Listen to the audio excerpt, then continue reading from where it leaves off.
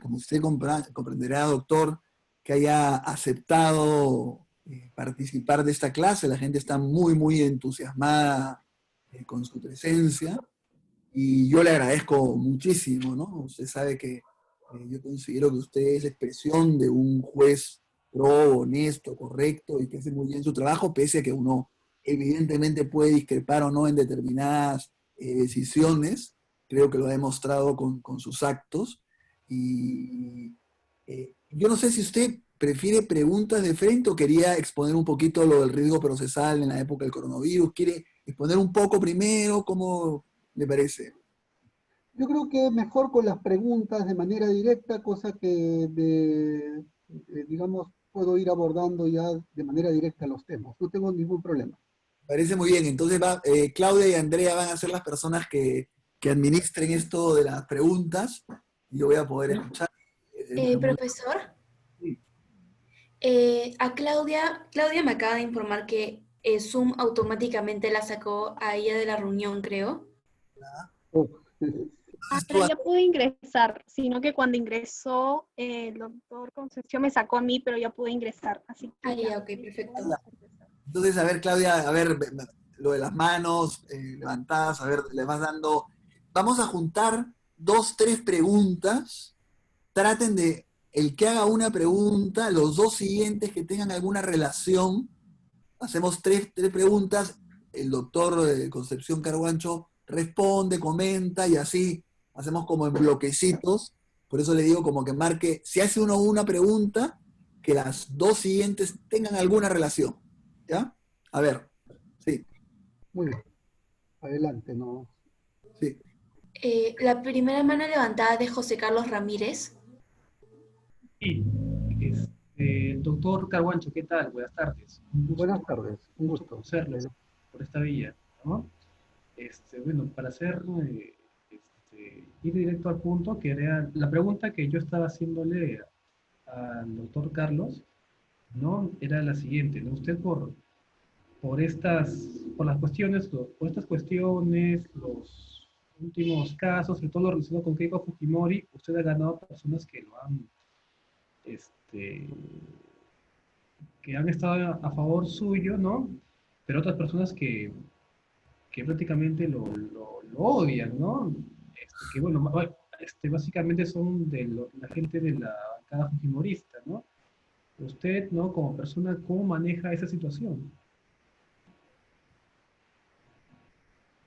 Bueno, la pregunta es muy interesante y voy a tratar también de ser directo. En términos genéricos, porque no quiero hablar de ningún tema en particular, eh, sí, un poco que cuando uno está expuesto a esto, a lo, digamos, a los casos, es natural que hayan, pues, eh, personas que están a favor y otros que están en contra, y algunos literalmente en contra, y es natural. Inicialmente, yo creo que yo he pasado en mi vida profesional por varios momentos. Inicialmente, yo tenía una actitud un poco digamos, me afectaba, ¿no? Como persona, me afectaba, digamos, las críticas, ¿no? En un primer momento, y es natural, porque eran también, digamos, parte de la exposición mediática. Pero yo he pasado, creo yo, a una segunda etapa. Considero que ahora estoy en una segunda etapa en la cual, evidentemente, tomo con mayor serenidad las cosas, tomo con mayor actitud de mejorar mi vida profesional. Hoy en día, en sencillo, eh, las críticas son bienvenidas, digamos, hacia mi persona. Es más, las críticas hoy en día han hecho que trate de mejorar en el plano académico y en el plano profesional. Por ejemplo, en materia de que siempre se me criticaba por qué duraban tanto las audiencias y por qué eran tan largas y farragosas las resoluciones. Pues hoy en día estoy tratando de reinventarme, si se podría usar el término, en tratar de superar esas cosas. Por ejemplo, en el tema de argumentación hoy en día estoy estudiando bastante del paradigma el teórico paradigmático de la argumentación y trato de aplicarlo ahora a mis decisiones. Frente a las críticas viscerales también las tomo con serenidad hoy en día, pero creo que hoy en día trato de que eso me ayude a crecer profesionalmente, en términos sencillos. No sé si existe otra pregunta. Muchas gracias por su respuesta, doctor. Un gusto. Bueno, otra mano levantada es la de Renato Miranda. O si él no está disponible, Constanza Hidalgo también tiene la mano levantada. Sí, buenas noches. Buenas noches. ¿Qué tal? Mi pregunta era acerca sobre poder conocer las dificultades o ambigüedades principales que encontró en el proceso de Lavajato. ¿Qué fue lo que le dificultó más? Sí, agradezco la pregunta, pero sobre temas particulares prefiero no contestar, pero no sé si tienes otra pregunta y con el mayor de los gustos, por favor. No tengo ningún problema. Adelante. Si tuvieras otra pregunta, no tengo ningún problema. Sí, Hidalgo, Constanza, si no me equivoco, perdóname si me equivoco. A ver. Sí. Sí, Sí, Constanza. Constanza. Y-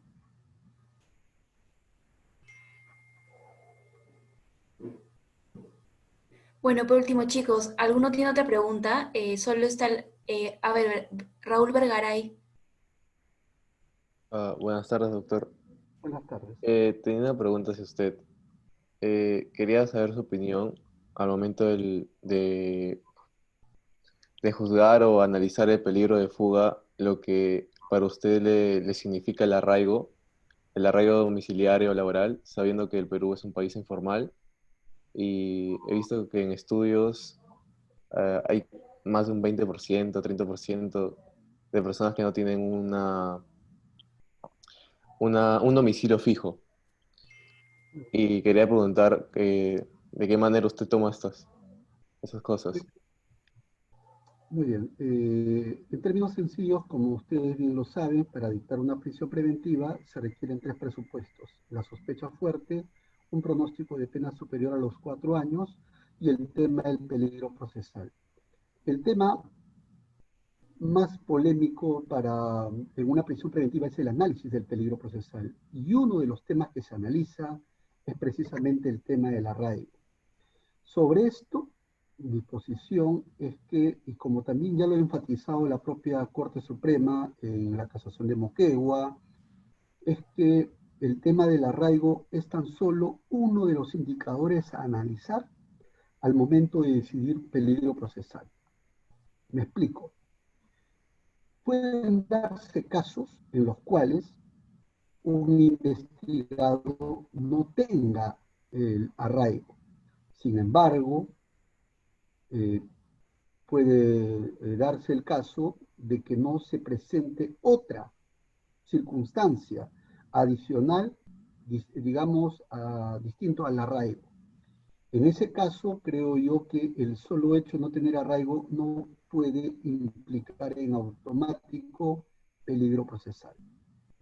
Contrario sensu, podemos tener el caso en el cual una persona tenga el arraigo, pero eso implica de modo automático que no tenga peligro procesal. Creo yo que no, porque cuando se evalúa el peligro procesal, el arraigo es uno de los indicadores,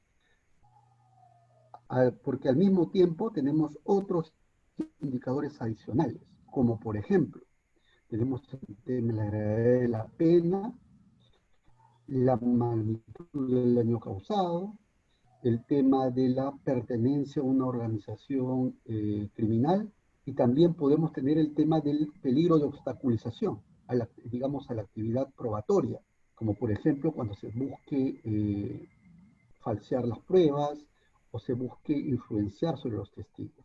En ese caso, por más que tenga arraigo, si tenemos más indicadores digamos, de peligro de fuga y peligro de obstaculización, eso impedirá configurar el peligro procesal. Es decir, es uno de los indicadores. Creo yo que no es el que define, sino que hay que analizar en conjunto todos los indicadores. Mucho se sostiene de que por el solo hecho de tener arraigo, ya no existe peligro. Creo yo que esa no es la idea. Y eso también lo ha dicho la propia Corte Suprema. Bueno, para cerrar, ahí nomás para poder dar paso a más preguntas. Muchas gracias. Bueno, otra pregunta la tiene Neil Ricra. ¿Está? Neil Ricra. Sí, buenas noches. Buenas noches, sí. Buenas noches. Una consulta, doctor.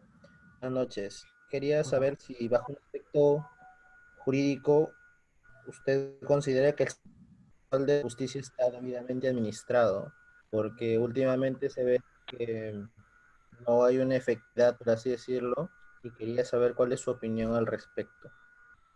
¿Podrías repetirme la pregunta porque un poco que se cortó la señal, por favor, si es tan amable? Lo primero. Sí, claro. Quería consultarle si bajo un aspecto jurídico considera usted que el sistema de justicia está debidamente administrado. Bueno, es una pregunta bien compleja y una pregunta para hacer prácticamente un análisis sobre todo el sistema de administración de justicia. Creo yo que el Poder Judicial como institución sí ha ganado terreno en algunos puntos, pero creo yo que aún existe mucho por hacer. Es un hecho público de que se ha destapado el caso digamos, casos de corrupción a nivel del Poder Judicial, y eso pues no contribuye a mejorar la imagen. Y respondiendo ya puntualmente, creo yo que todavía hay mucho por hacer. Yo creo que lamentablemente se han dado casos que han enturbiado la imagen, pero también quiero pensar en que hay nuevos cuadros dentro del Poder Judicial que pretenden hacer las cosas de manera distinta a efectos de ganar mayor legitimidad.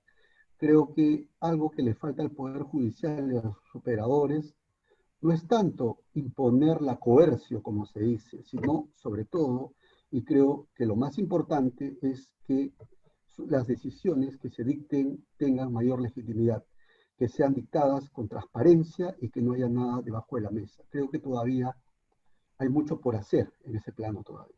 Y creo yo que quien ha hecho un estudio sobre ese tema es Pázara. Hace poco he tenido ocasión de leer un artículo suyo y creo yo que las cosas no han cambiado mucho desde el tiempo en que él ha escrito. Muchas gracias. Muchas gracias a usted. Buenas noches. Otra pregunta la tiene Gianmarco Pinco. Gianmarco. Hola, buenas noches, ¿me escucha? Sí, adelante, buenas noches. Quería saber sobre, primero, si se están dando las audiencias con normalidad y qué consideraciones se están tomando en cuenta al momento de notificar a las partes involucradas debido a la coyuntura y debido al contexto de cierto, llamémoslo, falta de implementación tecnológica en el Perú. Muy bien. Sí, sobre ese tema, al inicio, cuando empezó la pandemia, había un poco de incertidumbre acerca de cuáles eran las causas que se tramitan, pero de hecho, las personas, los casos de prisión preventiva, con todo lo vinculado a su dictado y a su escarcelación, sí eran pues temas urgentes. Hoy en día ya ese tema creo yo que ya se ha superado, porque ya se han dictado directivas dentro del Poder Judicial a través de los cuales ya se está atendiendo las causas de manera, digamos, por medios electrónicos, y las audiencias se están programando, ¿no? se están programando ya en fecha prácticamente todos los días para atender esos casos, sobre todo vinculados a la prisión preventiva. Sí, hoy en día ya se ha instalado toda una plataforma, todo un sistema informático para atender esos temas. Hoy en día, por ejemplo, se ha estado atendiendo con normalidad la atención y también el tema de la programación de las audiencias. Se están haciendo por medio virtual. No sé si hay otra pregunta. De Renato Miranda. Sí, disculpe por lo de hace un rato. Buenas noches, doctor.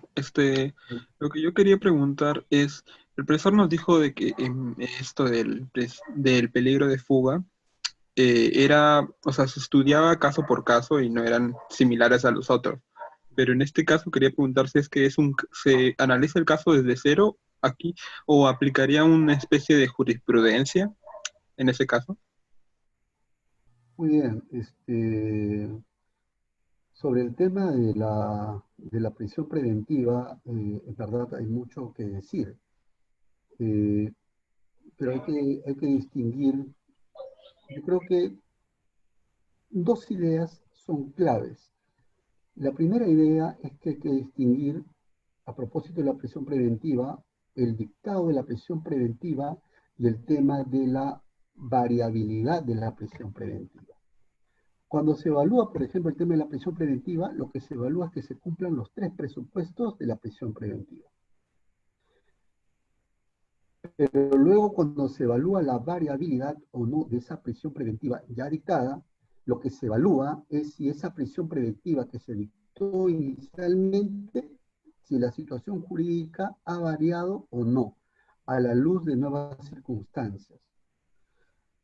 Prácticamente lo que se exigen son nuevos hechos, nuevos elementos de convicción. Si esos nuevos hechos, si esas nuevas circunstancias, si esos nuevos elementos de convicción enervan la situación inicial, se entiende de que debe variarse la prisión preventiva. Contrario sensu, si esas nuevas circunstancias son insuficientes para variarla, se entiende de que debe mantenerse la medida.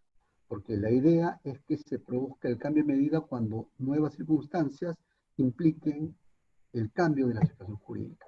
Y la segunda idea clave que un poco quería poner de manifiesto es que evidentemente cada caso en concreto debe merecer un análisis teniendo en consideración las particularidades del caso. No hay una fórmula general para decidir o bien la prisión preventiva o bien el no dictado de la prisión preventiva.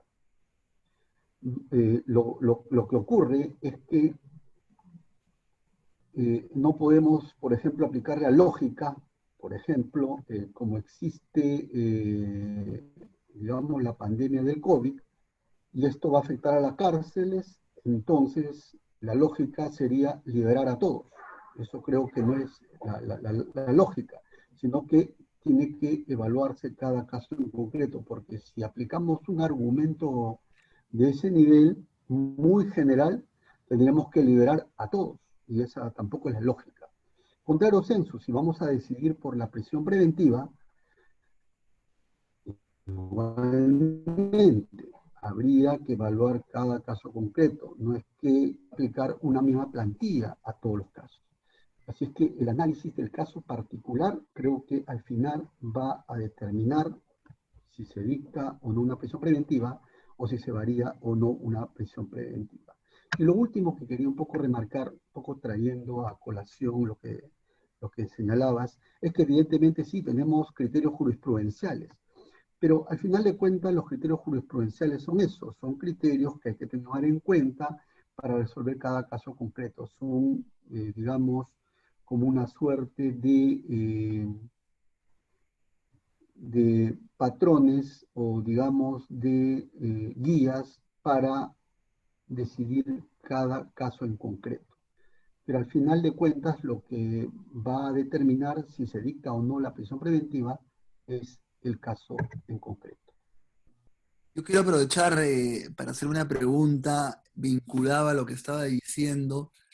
si es que, doctor, nos puede decir algo sin entrar a casos concretos, pero se discute pues mucho que a raíz de la pandemia del coronavirus, habiendo cuarentena que se ha extendido, toque de queda, militares y policías en la calle, entonces las posibilidades de fuga y las posibilidades de obstaculización como que pueden haberse disminuido significativamente hasta desaparecer. O sea, ¿cabe hacer un razonamiento de ese tipo? ¿Qué nos puede decir sobre eso del riesgo procesal en circunstancias como las que estamos viviendo, ¿no? Este es un gran tema en realidad. Hoy en día, por ejemplo, se un tema que está y que es materia de debate es el tema de la variabilidad de la prisión preventiva con motivo de la pandemia del COVID. Y aquí quiero un poco exponer varias ideas, ¿no? Lo primero es que lo que se ha dicho, un poco también citándolo usted, doctor de la Jara, y es que debe evaluarse cada caso concreto. No pueden aplicarse fórmulas generales, sino el caso concreto es el que va a marcar la pauta para decidir si se varía la medida por la pandemia o si no se varía la medida por la pandemia. No basta, a mi modo de ver, no basta la sola circunstancia de la pandemia. Es un dato a tener en cuenta, pero además hay que tener en cuenta si ha concurrido alguna circunstancia personal del investigado. Y eso va a marcar la pauta. Lo segundo, he escuchado, por ejemplo, que cuando se dio el tema de la pandemia y el tema del hacinamiento en los penales y las crisis en los penales, un poco que salió una corriente, ¿no? A decir, ¿no? Que debería, como existe hacinamiento en los penales, por lo tanto, deben aplicarse medidas para excarcelar a los investigados. Creo yo que aquí importa nuevamente volver al caso concreto. El solo dato de la pandemia del COVID por sí solo o de manera automática, a mi modo de ver, no puede implicar el cambio de medida. Porque si ese fuera el criterio, habría que, como existe pandemia y todos los penales están hacinados, entonces habría que liberar a todos los investigados que están con prisiones preventivas de todas las cárceles del Perú, incluyendo casos graves, casos medianamente graves. Porque la lógica, ¿cuál es? Existe pandemia y los penales están hacinados, narcotráfico, casos de crimen. Creo que esa no es la lógica. Y aquí me permito hacer una pequeña digresión. Me parece que argumentos de carácter general y que han sido impulsados de manera poco seria por algunos, me hace recordar a Atienza y también me hace recordar a la doctora Pamela Lastres. Me explico. En el tema de la argumentación, como diría Atienza, y uno de los grandes efectos es cuando se recurre a las falacias. Un tema, por ejemplo, Atienza, a propósito de las falacias, cita a Ferreira. Ferreira fue un tratadista uruguayo que, a propósito del argumento, ¿sí? Si podría repetir los últimos minutos porque ha estado fragmentado.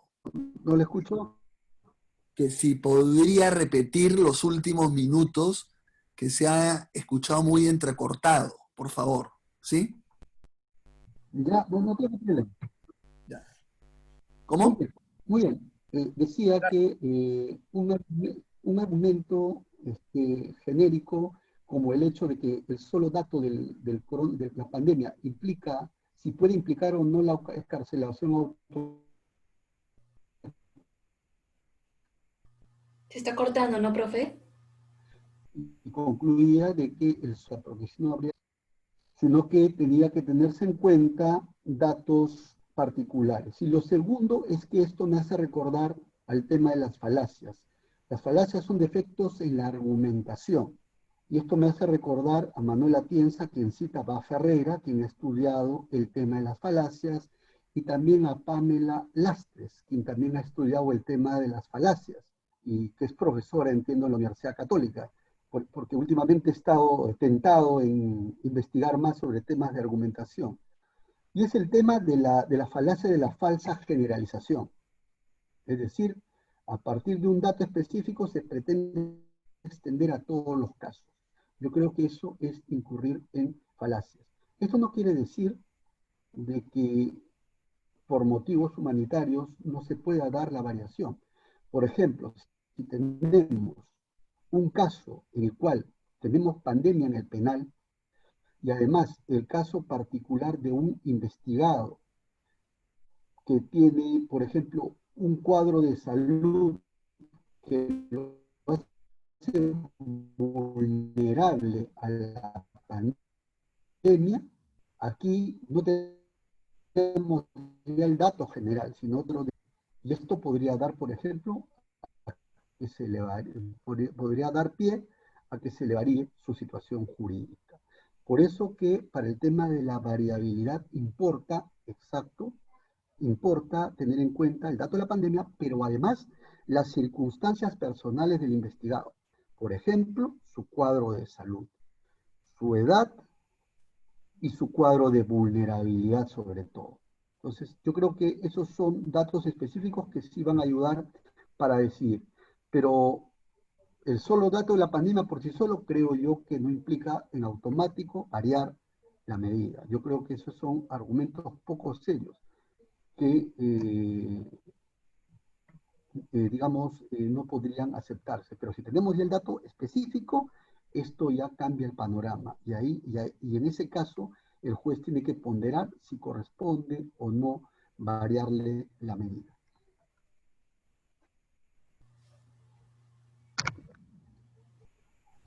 Muchas gracias. ¿Alguna otra pregunta? De Miguel Esta pregunta Estrada. estuvo muy... Ante todo, buenas noches, adelante. doctor. Mi pregunta iba más a si existen, bueno, factores externos que incidan en la decisión del juez sobre la prisión preventiva.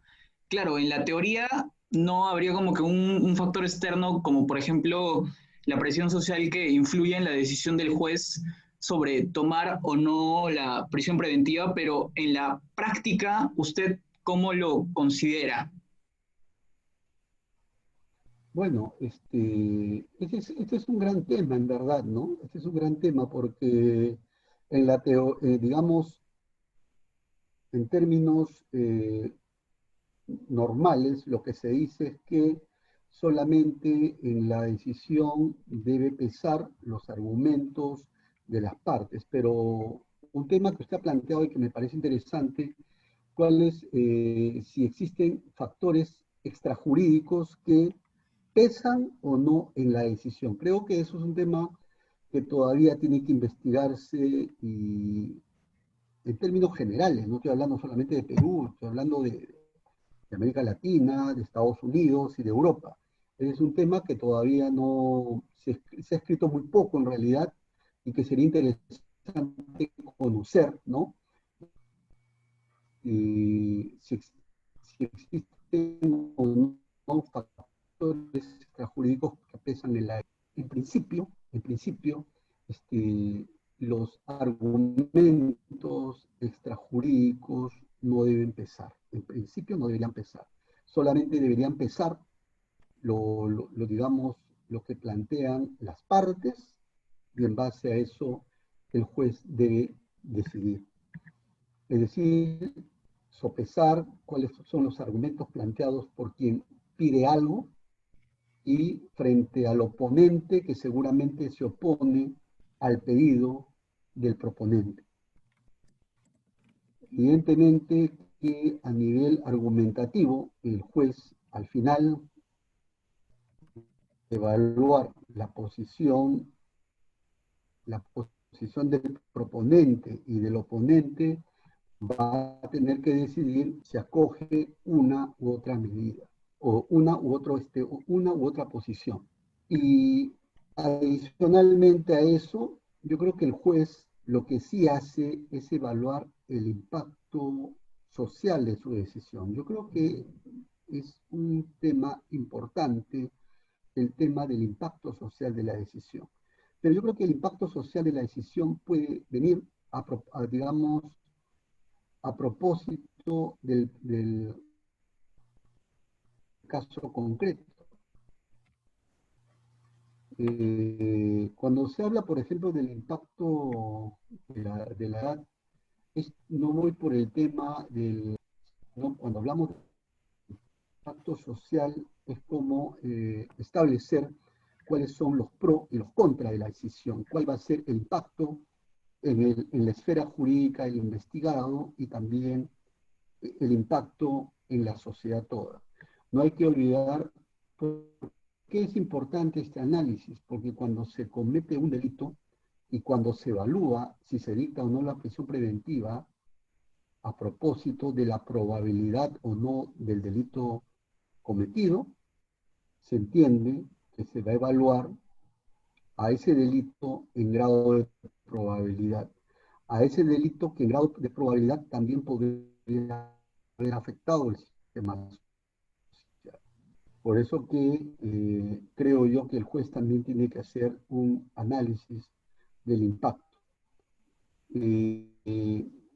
Sobre el tema de lo extrajurídico en el sentido de lo que digan las voces en los medios, creo yo que eso no debería tomarse en cuenta, sino sobre todo el caso concreto a propósito de su impacto social. Lo que pasa es que es un poco difícil entrar a ese tema, porque esto me hace recordar también a mis clases en letras, porque siempre se dice, ¿no?, de que, de que quien hace un estudio no entra pues tabula rasa a resolver el caso, sino que a veces entra con sus sesgos, con sus pensamientos, pero eso es natural. O sea, siempre el operador jurídico va a tener un determinado sesgo, podría tener o no una determinada manera de pensar, una determinada cosmovisión. El tema es que esa cuestión no debe influenciar en su decisión, creo yo. Lo que debe, al final, decidir el caso es lo que expone digamos, quien propone y lo que expone el oponente y adicionalmente el impacto. Pero fuera de eso no puede haber un peso adicional de otra cuestión extrajurídica, creo yo. Gracias. Bueno, otra persona que tiene una pregunta es nuevamente José Carlos Ramírez, o si él no está disponible, Paula Ururi, que todavía no había preguntado nada. ¿Paula? Yo le doy mi lugar a Paula, no te preocupes. Ok. Chicos, por favor, los que ya han participado, bajen la mano para mantener el orden. Gracias. Paula, ¿estás ahí? Sí, sí, buenas noches, doctor. Mi pregunta es la siguiente. Algunos críticos del derecho consideran que la prisión preventiva actualmente en el Perú, o sea, existe un alto uso de esta o algunos lo consideran que es un abuso. ¿Usted está de acuerdo con lo que plantean de la prisión preventiva o cree que no es cierto? Debo confesar, se lo digo al doctor de la Jara, que las preguntas que están haciendo los alumnos son sumamente interesantes, son muy complejas en verdad y que a veces a uno lo ponen en apuros, o sea, desde el punto de vista académico, pero valga bien, o sea, porque se formulen este tipo de preguntas, ¿no? Porque son preguntas claves que se hacen. Bueno, sobre ese tema, en realidad, hay mucho que decir, pero yo creo que voy a solamente dar un par de ideas sobre eso. Respecto a la prisión preventiva, lo que siempre he dicho que es un tema polémico. Es un tema polémico porque va a haber gente que está a favor y que está en contra, ¿no? Claro, estamos hablando de un uso razonable de la prisión preventiva. Hay otros hay un sector que considera que es necesario en algunos casos, y hay otros casos que señala de que no debería utilizarse, ¿no? La prisión preventiva, ¿no? Porque al final de cuentas es como poner en la cárcel a una persona que se entiende, que se presume que es inocente.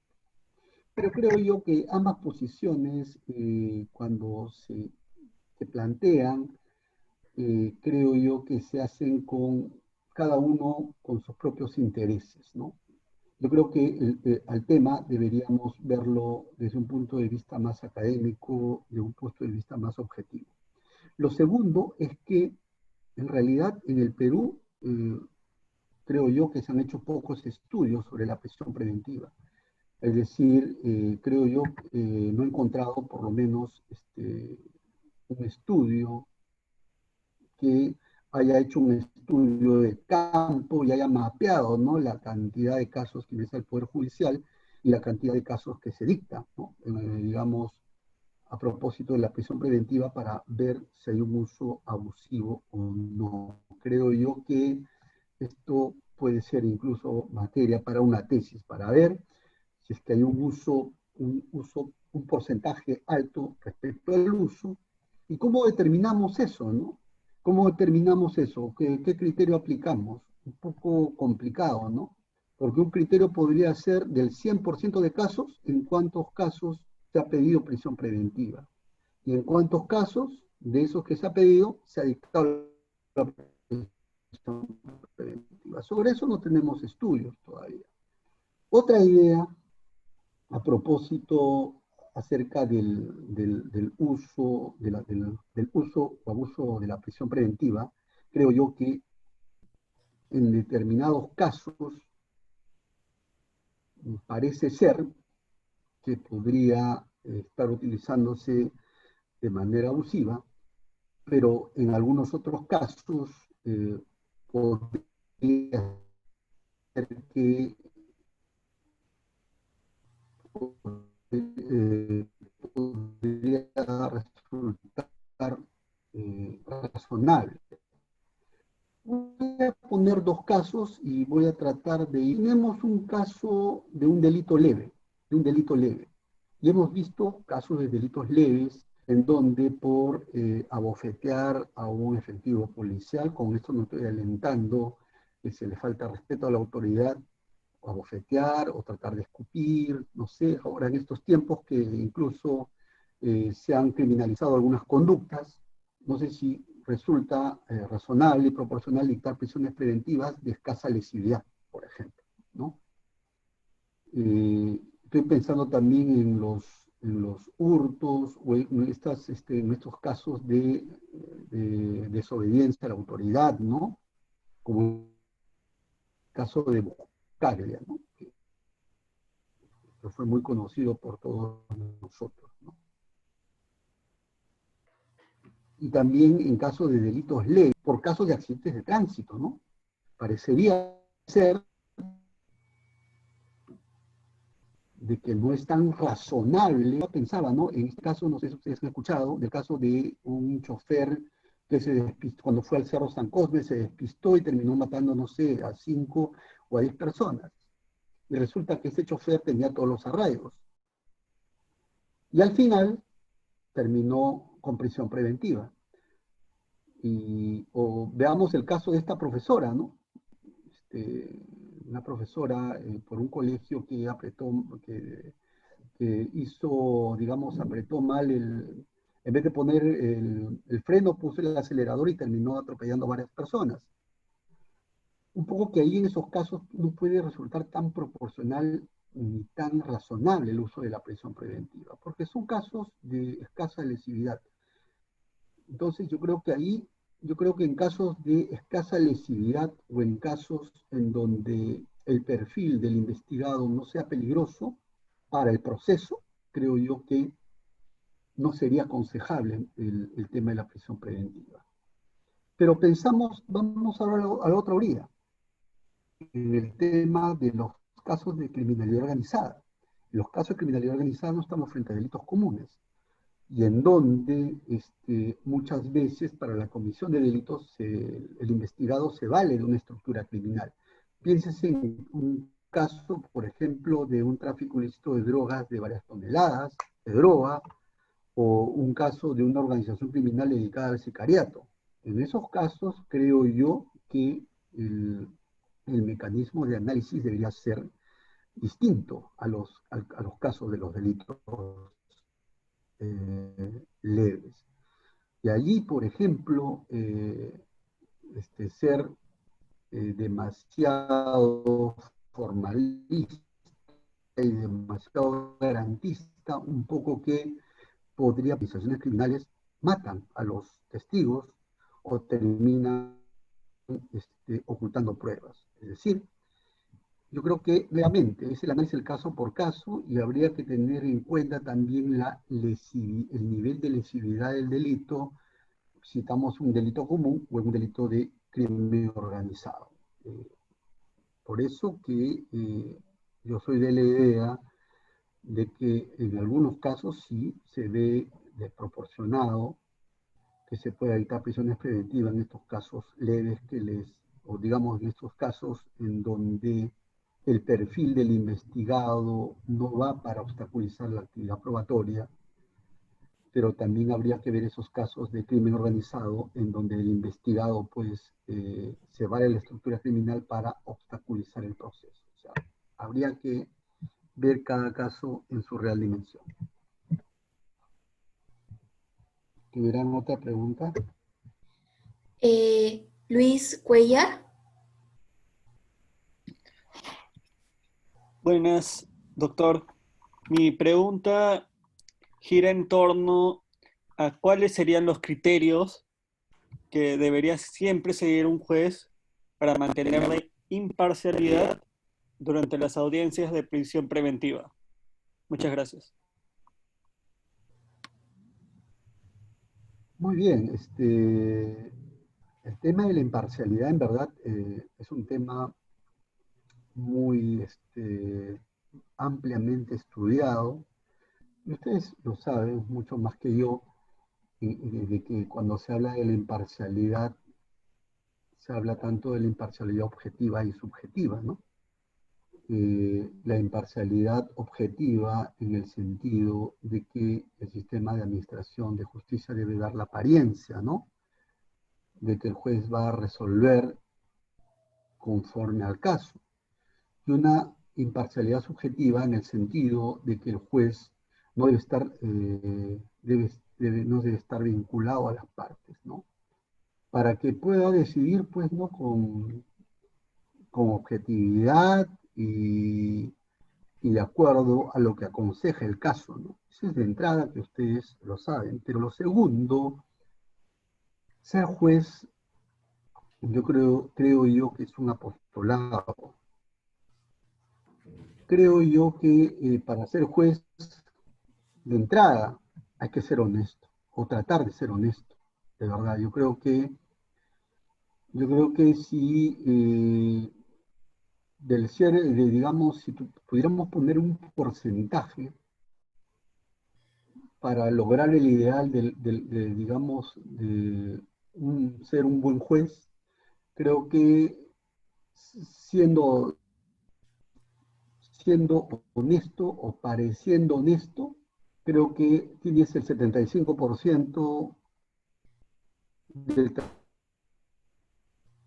juez, por decirlo de alguna manera.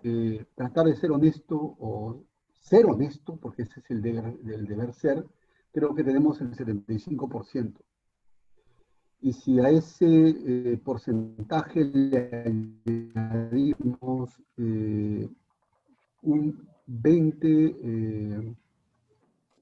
un 15% adicional acerca de la preparación en lo académico, creo yo que ya tenemos ya con eso un 90%.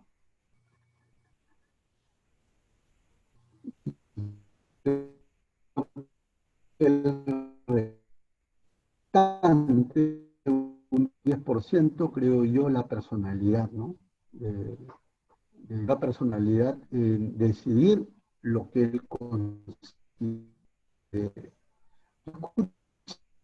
Escuchaba el otro día, por ejemplo, en el Colegio Santa María, uno de los chicos, ¿no? Que la parte académica y la parte pastoral no es negociable. O sea, creo que es una parte que capté el mensaje que decían el mensaje que da el Colegio Santa María a sus alumnos, ¿no?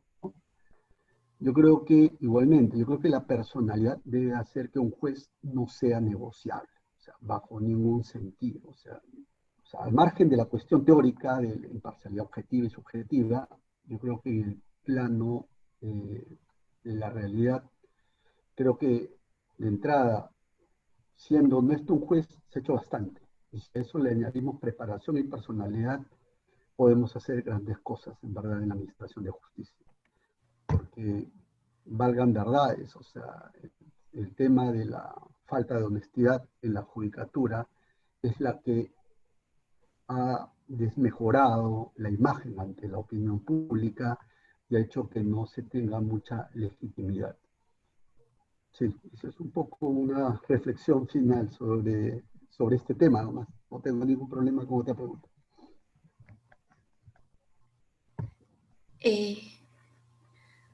Otra persona que tiene la mano levantada es Edmer Bravo. Edmer. Buenas noches con todos.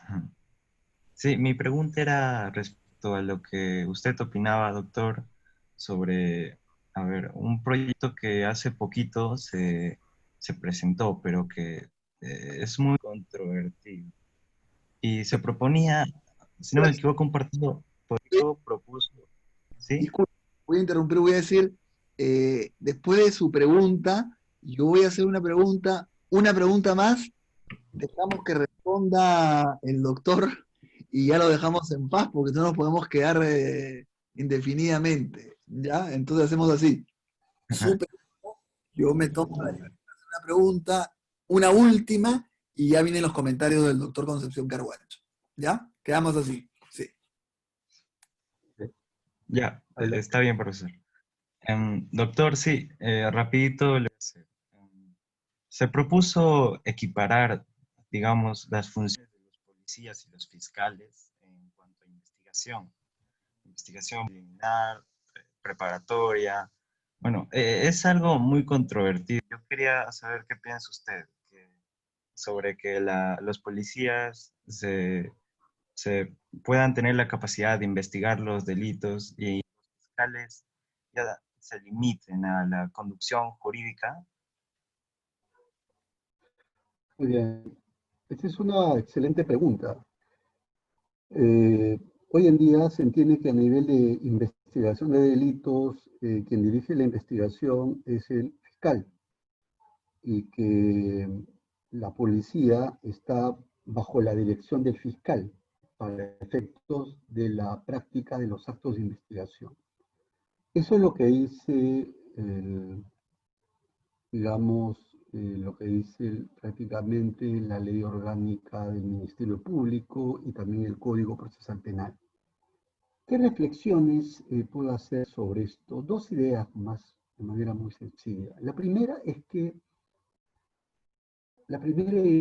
es que habría que distinguir dos momentos, el antes y el después. ¿Qué ocurría? Se entiende de que antes quien se dedicaba a la investigación era la policía. Y luego todo este trabajo que realizaba la policía lo pasaba a los operadores de justicia, llámese fiscal y juez. Se entiende que esa situación ha cambiado con el nuevo Código Procesal Penal, en la cual se dice que la policía quien dirige la investigación es el fiscal y que la policía está bajo la dirección del fiscal. Pues bien, cuando ocurrió esto, se generaron muchos problemas, porque un poco que la policía se comenzó a ver este tema con otros ojos. Muchos decían de que ellos dependían de sus superiores jerárquicos en el ámbito policial, que no podían depender del fiscal. Entonces, al principio hubieron un poco de anticuerpos, pero creo que hoy en día ya se vienen superando. Esto es el antes y el después. Por eso que hoy en día ya vemos que los fiscales trabajan de manera más coordinada con la policía. Porque quedó acá, quienes son los que hacen pesquisas, son los policías y para eso están entrenados. Y la segunda idea, un poco para centrarme en tu pregunta, tiene que ver pues en el trabajo que hace, en el plano de la realidad, lo que ocurre. Lo que no podemos negar es que hoy en día resulta claro de que la Fiscalía y la Policía deben trabajar de manera coordinada, sobre todo en materia de crimen organizado. Por ejemplo, si tenemos a un caso de crimen organizado, muchas veces se recurren a las escuchas telefónicas, a los seguimientos que ustedes seguramente han tenido ocasión de ver por las noticias, o también se hacen pesquisas de geolocalización, o se busca la información a las fuentes humanas, a los agentes especiales. Pues bien, eso requiere un trabajo coordinado. ¿Entre quiénes? Entre policía y fiscalía. Lo que ocurre es que yo noto que hay dos tendencias en la fiscalía. Yo noto que hay un sector de fiscales que aún son pasivos, diría yo, y otro sector de fiscales que son más proactivos, ¿no? Un sector de fiscales que yo he observado es que los pasivos son aquellos que trabajan solamente en base a la información que les alcanza la policía, en base a las pesquisas que trabaja el policía. Poco o nada hacen por hacer verdaderas pesquisas, ¿no? Y como ustedes entenderán, si tenemos, digamos, fiscales con esta mentalidad, muy poco se hace con la investigación. Pero también como contrapartida también podemos ubicar a fiscales proactivos, en donde no solamente la policía investiga, sino que la fiscalía de manera proactiva comienza a realizar actos de investigación. En esos casos, la averiguación de la verdad se torna mucho más eficiente, ¿no? Para establecer, ¿no?, si el investigado merece o no y merece o no ser llevado a una investigación preparatoria o no. Entonces, creo yo que en la medida que se articule un trabajo adecuado entre fiscalía y policía, mucho se puede hacer por la averiguación de la verdad. Pero yo soy de la idea de que no debemos tener fiscales pasivos, sino más fiscales proactivos, porque eso le hace bien a la investigación. Y además al descubrimiento de la verdad, porque al final el proceso penal busca el hallazgo de la verdad histórica. Sí. A ver, yo rapidito una pregunta. Yo, antes que llegara usted, le conversaba a los alumnos que en la sentencia del Tribunal Constitucional sobre Keiko Fujimori, no voy a entrar al caso, pero que en el voto de Ramos, igual al margen de la evaluación de este voto, él había hablado sobre cómo al haberse disuelto el Congreso ya no tenía pues la influencia política que la podía llevar a tener una obstaculización. Entonces yo decía que Ramos, sin querer queriendo, había hecho avanzar un montón el tema de la obstaculización, porque más bien era un debate todavía si ese tipo de poder político podía considerarse o no obstaculización. Mi pregunta va por el lado, si es que hay ya alguna casación o en el pleno jurisdiccional, este último que hubo, el número 11, creo que ha sido sobre prisión preventiva, que se haya por lo menos introducido el tema de que en caso de crimen organizado, ese tipo de casos, el riesgo de obstaculización es completamente diferente a lo que puede ser en otro tipo de delitos. ¿Ha habido algún pronunciamiento general del Poder Judicial en la línea de Ramos, o Ramos ha sido el que está viendo como digo, sin querer, queriendo camino en ese sentido, ¿no? Sí. Bueno, no voy a entrar al caso particular, pero la pregunta interesantísima y da para mucho, ¿no? Pero yo voy a tratar de responder, de abocarme, digamos, a los temas en términos generales. Lo primero que hay que decir es que hay varios temas que pueden surgir a partir de ahí. El primer tema es a propósito de casos de crimen organizado, y lo segundo que puede surgir a partir de ahí son a propósito de los hechos sobrevinientes, ¿no? E incluso podría abrirse un tercer tema, el tema de la pertinencia o no de los argumentos, ¿no? O sea, tres temas ahí que creo que pueden desarrollarse. Empezando, con respecto a los temas sobrevinientes, la pregunta es, cuando se revisa una determinada medida dictada, ¿puede o no introducirse hechos posteriores para analizar una medida ya dictada? Ese es un gran tema.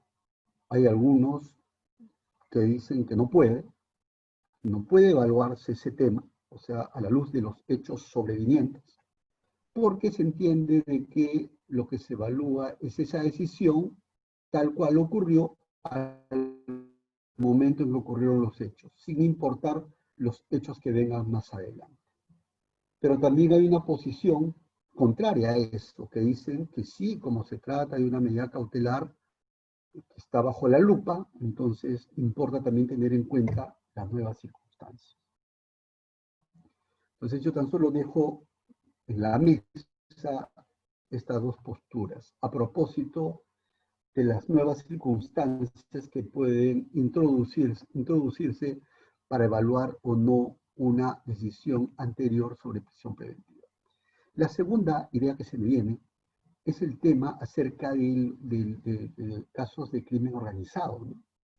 Sí, sobre el crimen organizado creo yo que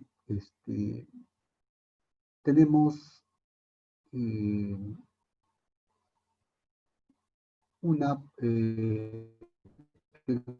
tenemos una nueva visión frente a la prisión preventiva en caso de crimen organizado que viene tanto de la doctrina como de la jurisprudencia.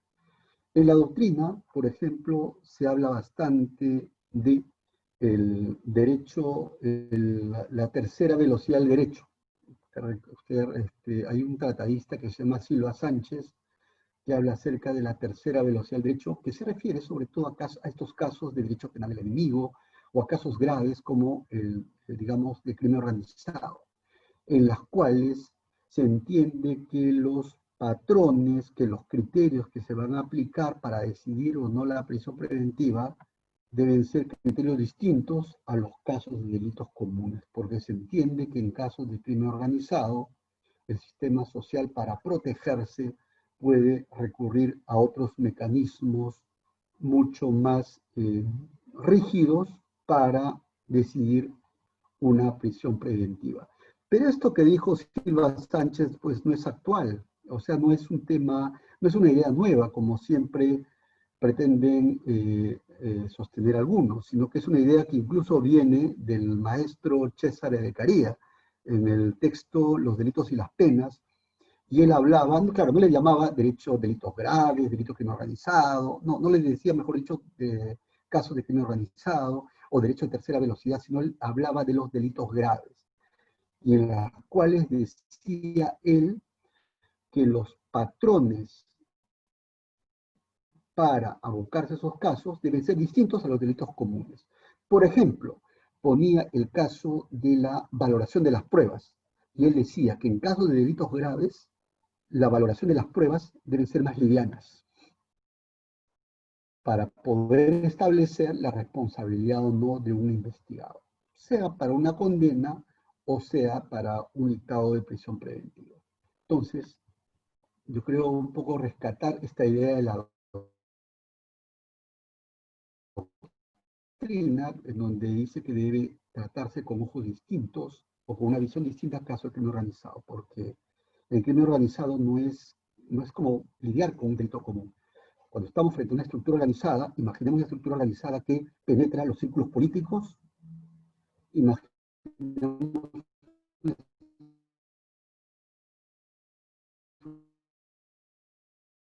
una criminal que sicarios, filtrarse en las instituciones del Estado, etc. No es lo mismo lidiar delitos comunes con delitos de crimen organizado. En materia de drogas, pues, si alguien habla, lo eliminan, así de sencillo, ¿no? Entonces, por eso que hay que entender mucho, el tratamiento de casos de crimen organizado debe ser, creo yo, distinto, como lo dice la doctrina. Pero eso también ha tenido recibo en la jurisprudencia, en el acuerdo plenario último sobre prisión preventiva, en donde se habla ya de casos de la prisión preventiva en casos de crimen organizado, en donde el tema se vuelve más flexible a propósito de estos casos.